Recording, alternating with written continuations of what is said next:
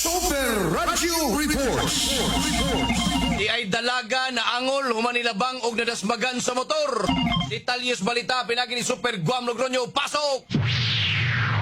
Nagali unta kini ga mauga dalaga aron makapauli sila ka panimalay nangalasay sa pasad po ka gabi diya sa National Highway sa Barangay Tungkop lungsod sa Mindanilla.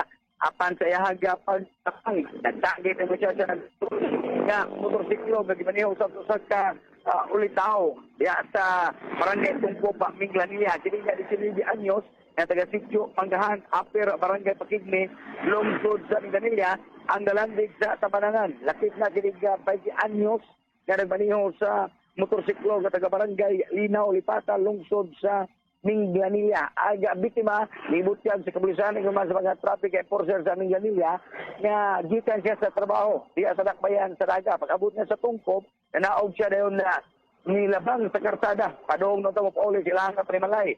Apan naigo siya sa nagaguros nga ang motorsiklo ng maniho ni Riga 20 anyos kinsa na angol sab silang duha nalandig nito na sa Minglanilla District Hospital. Pag humani ang driver sa motorsiklo na suta na wasay lisensya o natapangan karong i-detain sa Minglanilla Police Station sa nag-andam pa agatukbag ang kaso kipasaka pakok ka diri. Iguama Logroño sa GMA, di ba na Police Radyo. Dapat to.